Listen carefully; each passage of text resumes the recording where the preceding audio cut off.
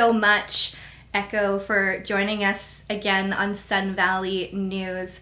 With the announcement that was made about the confirmation of the 215 bodies of Indigenous residential school students last week, what are your feelings and what are your thoughts? How are you doing? Thank you. Yeah, it's just a whole wave of grief and mixed emotions, anger, sadness. My very first feeling was, I know. I knew this as the truth. There was no question.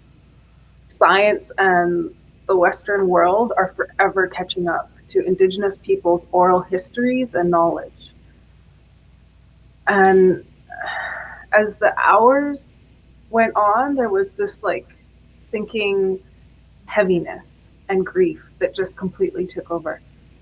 As an intergenerational survivor, cycle breaker, and a mother, the heartache has been just very, very real and inescapable. How have you and your family been handling all of these emotions going through into this week? Whew. Um, an overflow of tears and space for grief. A lot of conversations with my children and check-ins with my other family members, checking in with my dad. I had a phone call with him on Saturday, and his response is, "I'm tired." You know, he's fought really hard for a really long time, and he's exhausted. And that's where us as the next generation, like, we don't wake up and say, "I'm going to advocate for our people. I'm going to advocate for my parents." It's just a legacy we're left with. It's us as intergenerational survivors. This is our responsibility. And so there's just this like need to carry it forward and exhaustion. Mm-hmm. Um, yeah, Go ahead. I'm an artist, Mm-hmm. so I naturally turn to art to channel my pain. The other side of that is I spend a lot of time in bed or in stillness, just unable to function in reality. A lot. When it comes to your own story and how it relates to the residential school system, what do you remember about your experience? So my father, Shinkiap, Shmuap, Terry Aleck, he went to St. George's Residential School in Lytton. He was the first person among a small group to take on and win a 17-year court battle against the Queen, the government, church, and RCMP of so-called Canada. His journey to unpack all of his trauma through court left my home a broken place. He was dedicated though. He was dedicated to his own healing journey and sharing this heartbreaking truth with the world. So I never saw him in addiction to alcohol or drugs, just an overwhelming, endless anger and rage in our home. The stories were talked about, so I'm very, very familiar with them. It was regular conversations with my parents. Um, I played on the grounds of St. George's Residential School when I was a kid. It's just kind of this, it was so normal for me. And so it wasn't until I grew up and began speaking about it more and going into schools or speaking to other Indigenous people, realizing how uncommon it was to be talked about. What are you feeling with the response from Canada? Are you proud? Are you happy? Are you embarrassed? Are you angry? Disgusted, Mm-hmm. um, and words mean nothing to me. Mm-hmm. If so called Canada is to truly issue an apology, it will be through action, acting on the lists of basic needs Indigenous communities have already compiled and placed at the government's feet. Mm-hmm. As I've been talking to residential school survivors in our communities, the question of why keeps repeating. In your opinion, do you feel that there will be an answer that ever satisfies the Indigenous communities? Is there an answer that would shed light into what you and your family have gone through? No. In my own research to understand things better, search the words terra nullius and doctrine of discovery. This is the basis that Canada was founded on, and that is labeling it as empty land and Europeans as the superior race. That is the why. I understand it. And there is no amount of apology that is ever going to make it right. But there is action that can be done by settler Canadians and by the government that can help us move forward in our healing. What will that look like? I'm going to use a very, very small example of just a settler friend. She made me dinner. She brought me a care package last night. I couldn't ask for help. I've barely been able to pull myself out of bed. She took the initiative herself without saying, "What do you need from me? What can I do?" And said, "I'm bringing you dinner, and here's some things to care for your spirit right now." It's such a small act, and it pulled me up off the ground.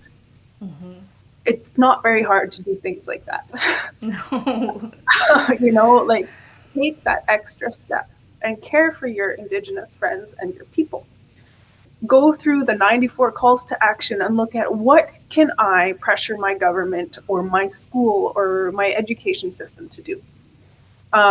There is a final report for our missing and murdered Indigenous women. Read it. Look at whatever piece out of that inspires you to act and act on it. We often hear when unraveling trauma, when we begin our steps of healing, there's that you have to go through the pain. You can't go around it. You can't go under it. You have to go through that grief to get closer to healing. As families are stepping into their healing journey, what would you say that they're going to experience? Oh, layers and layers of discomfort. Yes. Yeah. Yeah. It's been a generational journey in my own family. Even my dad, through his incredible healing journey he's done, grew up with trauma. The layers and layers that I've been doing as a mother, my children are still seeing these pieces. They still see me fall apart. I apologize to them all the time because I'm still living in my trauma and unpacking it every day. Mm-hmm. It's a lifelong journey. Mm-hmm. Yeah. And we can only do it with the support of community. Mm-hmm. It's not something we can do on our own. However, it does have to come from within. Okay. So it is an internal way of leading ourselves forward, backed by community support. It has to be there. I can't help but think about our youth. The confusion that they must be feeling, both non- and Indigenous youth, but starting with our Indigenous youth. How can we support their well-being on all levels, emotional, spirit, body, and mind? Our youth need their basic needs met. A lot of our young people are not even having that right now, especially our young people who have been ripped away from their families and are in care. They need access to culture. Mm-hmm. And even if they are urban Indigenous youth, they need to be brought in to whoever's land they are on to be a part of something. Because those who have been displaced from their homes are losing their way. They need access to culture. They need land-based healing and learning. They need to know they're loved and cared for.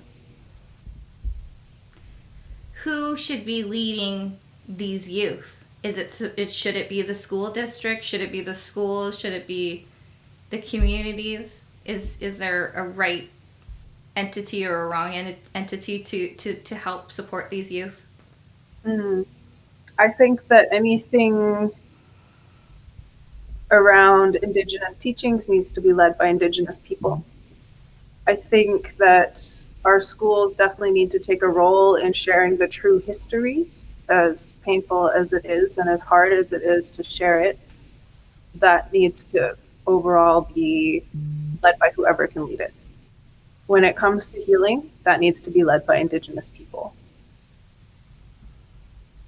So when it does come to the non-indigenous families who are watching, and they have children and teen that are desperately asking questions about what is going on, and maybe these non-indigenous families just might not have been exposed to the truth, or they've denied the truth or our history. How would you, or what would you teach these non-indigenous youth, and what can their parents do to support indigenous history now? Mm-hmm. So, as someone who regularly goes into the schools and works with young people, they are my greatest hope. Indigenous, non-Indigenous children and youth are my greatest hope for the future. I have gone into classrooms, and personal stories seem to connect the most, because suddenly they know someone who's gone through it. Suddenly they know someone who has a father who's gone through it and is working to make change. That becomes a piece that sits with them that they carry forward. I've witnessed some incredible changing and initiatives from young people after witnessing stories. They need to witness those stories from the people. You know, it's different when it's taught in a textbook context of like, this is history, because it's not history. When I was 13, I went into a classroom of my peers to talk about intergenerational trauma. And I met one of my longtime friends because of the impact that my story had on her as a non-Indigenous person. It's those personal connections that drive them to act, to make their own changes, to have those conversations within their own families. They are my greatest hope. Looking at a lot of leadership roles, they're in our communities, in our rural communities, in our organizations here. There's a lot of non-indigenous people who are in leadership positions. So the question is, what happens next, and who tells these stories when the positions are already taken by non-indigenous people?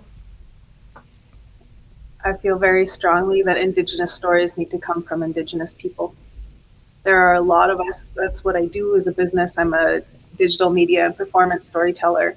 And then there are tons of us out here who are working to tell our own stories. We need those supports. We need those platforms. We need those resources. So these organizations need to be supporting that. They need to be supporting the grassroots people who are doing the work and sharing those stories. Mm-hmm. And how can they do that? Funding seems to be the biggest barrier that I'm constantly up against, and I'm sure you can understand that as well. Oh, yeah. You know, you want to connect with the stories that matter to you. And a lot of the time, funding is the biggest thing in the way, as well as lack of resources as an Indigenous woman entrepreneur. Coming out of last week, what makes you proud of our communities and relatives? I love the way that we come together in times of grief. There is nothing like that I've witnessed in the world, of Indigenous communities coming together to support each other. It is the most beautiful, powerful thing that has helped me to move through a lifetime of grief.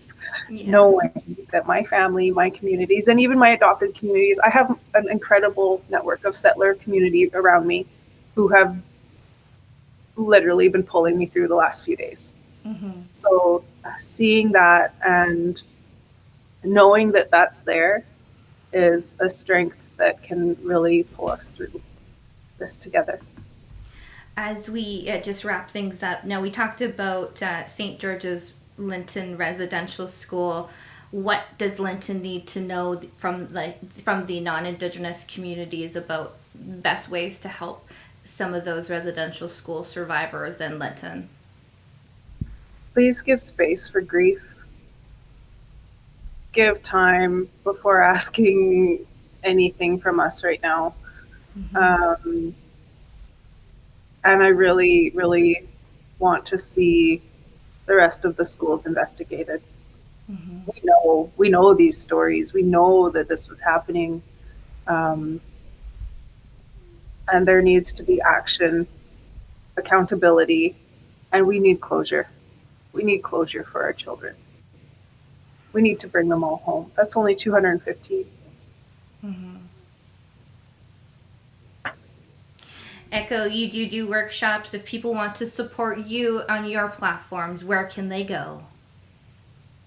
I'm under the artist business pages of Sacred Matriarch Creative on Facebook, and it's under Sacred Matriarch on Instagram. And you can find my website, www.sacredmatriarch.com. All right. Is there anything else that you'd like to share or add as we say goodbye? I suppose one more piece. I had laid out a memorial vigil Friday night on the steps of the Parliament building, and overnight it was swept away into trash bags by security of the Parliament building. This is Canada's initial response. I had gone the next morning to deliver flowers after an emotional few hours of crying, grieving, singing my lullaby song to call those children home. I had left signs. I had spoke to the security guards. They knew what it was for, and they still swept everything away. So I'm moving through some other grief of being silenced. And it's nothing new. As an Indigenous woman, it's nothing new to me, but it's still an extra sting on top of the already overwhelming heartache. What can people do to support you, support this, support what can we do? I ask that it be shared. There's a lot that's being shared right now, so it's kind of overwhelming.